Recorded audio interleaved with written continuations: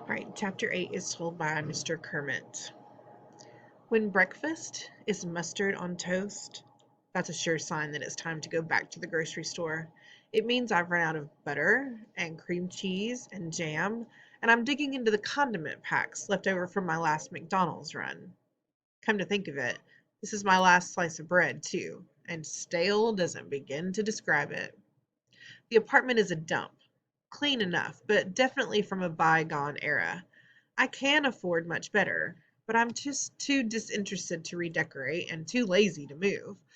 It's the perfect place for a meal of mustard on toast, the breakfast of the disinterested and lazy. Not for the first time, I picture Fiona's house with its picket fence and oh so green lawn. It's more vivid now, since I can imagine Emma growing up there, playing on the swings, riding her tricycle on the driveway, and playing with her first lizard. I don't want to think about her last lizard, thanks to the Unteachables. God only knows what happened to Vladimir. He's probably trapped in the walls of the school somewhere, starving to death. If he made it out of the building, he's roadkill for sure. Eventually, I go down to the cocoa nerd and start it up in a cloud of burnt oil. I'm actually calling it that, thanks to Parker. For some reason, I just can't get it out of my head. Something else to lay at the feet of the Unteachables. June has never looked farther away. I'm not even a third of the way to school when a billboard looms up. Come see the largest inventory of new and used vehicles in the Tri-County area. And there's his face, grinning out through a flaming hoop like he's some kind of circus performer, and not the sleazy used car dealer he was always meant to be. Jumping Jake Terranova, who will jump through hoops to get you a great deal on the perfect new or used car. Even though I pass this billboard every day, it's always somehow a blow to see him up there. He doesn't look much different than he did as a seventh grader, always grinning. Feel like he's got it all figured out. And he's still selling cars and SUVs now instead of stolen copies of the National Aptitude Test. He's good at it too. Terra Nova Motors is the third largest auto dealership in the state. That's quite an accomplishment. Jumpin' Jake has come a long way since seventh grade, when his biggest accomplishment was ruining his teacher's life. No, I remind myself, Dr. Thaddeus did that.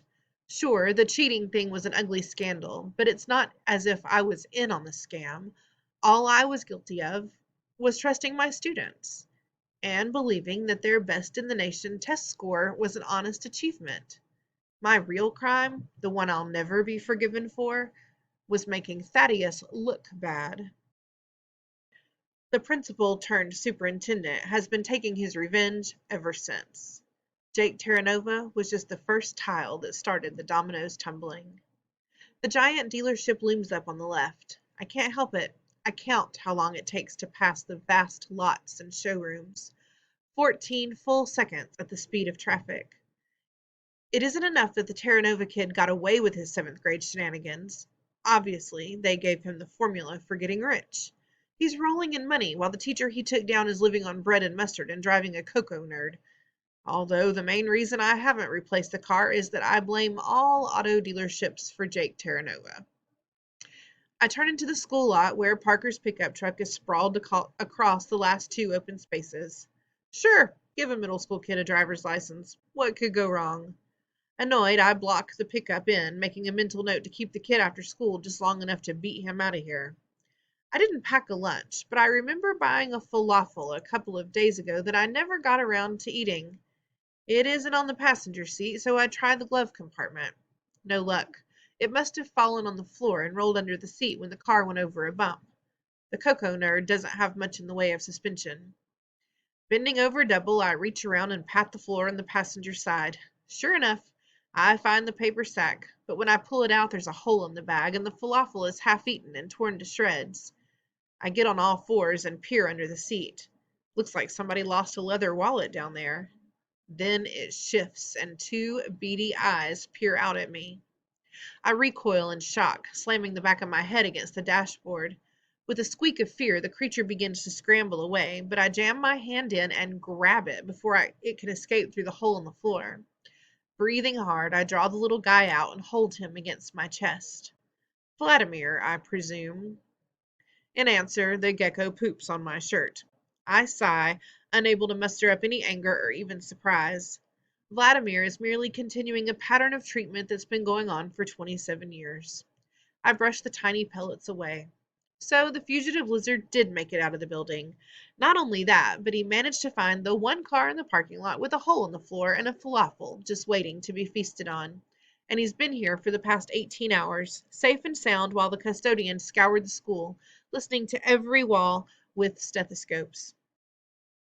Still toting the little beast, I get out of the car. I hold on pretty tight at first, but relax when I realize Vladimir isn't going anywhere. Why should he? He's eating the rest of my lunch as we enter the school.